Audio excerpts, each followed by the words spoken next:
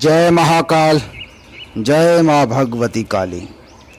माँ कालिका पुराण भाग 34। कपिल अवतार आख्यान। प्राचीन समय में ईश्वर भगवान विष्णु महामुनि सिद्ध कपिल हुए थे, जो स्वयं साक्षात हर थे और सिद्धों के उत्तम मुनि हुए थे। इस प्रकार से सिद्ध का ध्यान करते हुए यह संपूर्ण जगत स्वतः ही समुत्पन्न हुआ था, क्योंकि यह भगवान हरि के शरीर से समुद्गत हुए थे। इसी कारण से वह कपिल कहे गए थे। वह एक बार स्वयंभुव मनु के अनंतर में होकर मुनि श्रेष्ठ से यह वाक्य कहा था। कपिल देव ने कहा, हे स्वयंभुव, आप तो मुनियों में बहुत ही अधिक श्रेष्ठ हैं। हे महापते, आप तो ब्रह्मा के ही रूप से समन्वित हैं। इस समय में आप प्रार्थना करने वाले मेरे ही अभिष्ट को मुझे प्रदान करिए।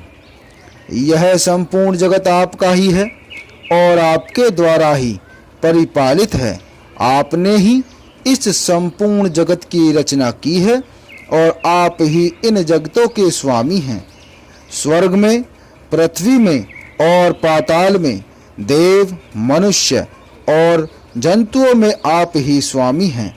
वरदान देने वाले हैं, रक्षा करने वाले हैं और आप ही एक सनातन हैं, अर्थात सर्वदा से चले आने वाले हैं। आप ही धाता विधाता हैं और आप ही सब ईश्वरों के ईश्वर हैं। आप में ही सब कुछ प्रतिष्ठित है। इस कारण से आप कृपा करके ऐसा स्थान प्रदान करिए जो तीनों लोकों में महान दुर्लभ हो। मैं समस्त प्राणियों में होकर प्रत्यक्षदर्शी हूँ।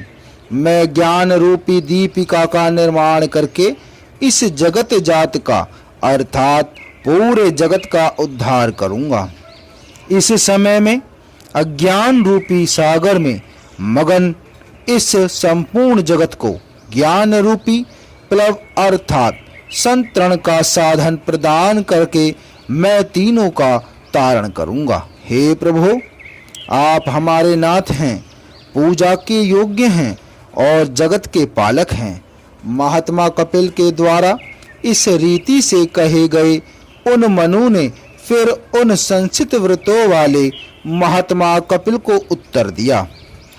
मनु ने कहा, यदि आप समस्त जगत का भला करने के लिए ज्ञान दीपिका के करने की इच्छा वाले हैं, तो फिर आपको इस स्थान की प्रार्थना से क्या करना है। आपने पहले हिरण्यगर्भ के महान अद्भुत तप का तपन किया था, जो बहुत ही अद्भुत स्वरूप वाला था। हे द्विज, उसने मुझसे किसी भी स्थान के लिए याचना नहीं की थी कि जहां पर तपश्चर्या की जाएगी। भगवान शंभु तो संभोग के सर्वथा शून्य हैं। उन्होंने देवों के भाव से वर्षों तक अर्थात 10,000 वर्षों तक तपश्चर्या की थी, किंतु उन्होंने भी स्थान की कभी इच्छा नहीं की थी। देवेंद्र, नीतिहोत्र, समक, राक्षसों का स्वामी, यादवों के पति, मातृश्वा तथा धनाध्यक्ष कुबेर, इन सब ने तीव्रतम तप किया था। जो दिक्पाल के पद की इच्छा रखने वाले थे, अर्थात दिक्पाल के पद की प्राप्ति के ही लिए इन सब ने तपस्या की थी। हे महामुने, उन्होंने भी किसी भी स्थान के अनुसंधान करने की इच्छा नहीं की थी। हे कपिल, देवों के आलय, तीर्थ स्थल, क्षेत्र तथा पवित्र सरिताएं, बहुत से पुण्य परिपूर्ण स्थान इस भूमि में स्थित हैं। उनमें से आप किसी भी एक स्थान की प्राप्त करके तपश्चर्या कर। हे ब्राह्मण, क्या वहां पर तपश्चर्या की सिद्धि नहीं होगी? फिर मुझसे किसी भी स्थान की प्रार्थना करना केवल आपका विकथन ही है। यह ऐसा विकथन करना तपस्वियों को धर्म युक्त नहीं होता है। मार्कंडेय महर्षि जी ने कहा, स्वयंभव मनु के इस वचन का श्रवण करके सिद्ध कपिल बहुत अधिक कुपित हुए थे और उस समय उन्होंने मनु से कहा, कपिल देव बोले, शीघ्र ही सिद्धि प्राप्त करने के लिए मैंने आपसे स्थान की प्रार्थना की थी, किंतु आप तो बहुत से हेतुओं के द्वारा मेरे ही ऊपर आक्षेप कर रहे हैं। आपके इस अत्यंत उग्र वचन को मैं सहन करने में असमर्थ हूँ। आप स्वयं तीनों भुवनों के अध्यक्ष ही हैं, यही आपका ऐसा गर्व है। आप मुझे आपका यह वचन क्षमा करने के योग्य नहीं है कि आप मेरी की हुई प्रार्थना को विकथन कह रहे हैं। ऐसा जो आप कहते हैं उसका यह फल प्राप्त करिए। यह तीनों भुवनों जिसमें देव, असुर और दानव निवास किया करते हैं, इनका अब हत प्रहत और विध्वंस बहुत ही शीघ्र हो जाएगा।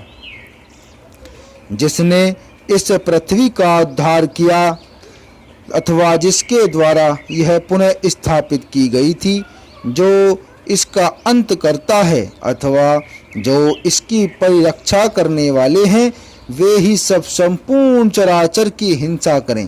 हे मनुदेव, आप शीघ्र ही इन तीनों भुवनों को जल से पूर्ण देखेंगे। आपके गर्व के कारण यह सब हत प्रहन और विध्वंस हो जाएगा। तपो के निधि मुनिंद्र कपिल देव यह वचन कहकर वहीं अंतर्ध्यान हो गए थे और फिर वे मुनि उसी समय ब्रह्मा जी के स्थान को चले गए थे। कपिल देव के इस वचन को सुनकर मनु का मुख विषाद से युक्त हो गया था। वह होनहार है ऐसा समझकर उस मनु ने कुछ भी नहीं कहा था। इसके अनंतर परम बुद्धिमान स्वयंभु मनु ने तपस्या करने के लिए ही मन में धारणा की थी। वे समस्त जगतों की भलाई के लिए भगवान गरुड़ध्वज के दर्शन प्राप्त करने की इच्छा वाले हुए थे। वे गंगा द्वार के समीप में परम विशाल बद्री विशाल को गमन कर गए थे।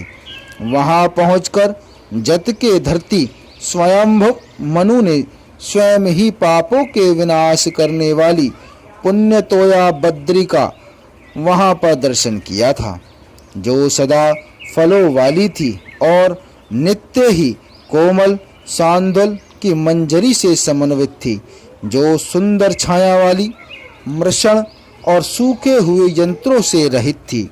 वह गंगा के जल की राशि से संसिक्त शिखा और मूल संपूर्ण मध्य भाग से समन्वित थी, जो निरंतर अनेक मुनियों और तपस्वियों के द्वारा उपासना की गई थी। वह स्थान सभी प्रकार से परम शुभ था और नाना मृगों के समुदाय से संयुक्त था। जिसके जल में विकसित कमल थे वह परमाधिक रमणीक था। उस स्थान में प्रवेश करके लोकों के भावन करने वाले मुनि ने तपश्चर्या करने के लिए यत्न किया था।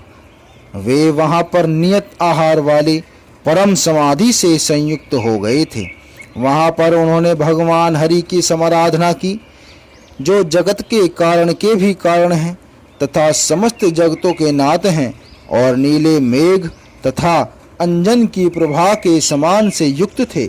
मनु ने जिस भगवान के स्वरूप का ध्यान किया था उसी का वर्णन किया जाता है।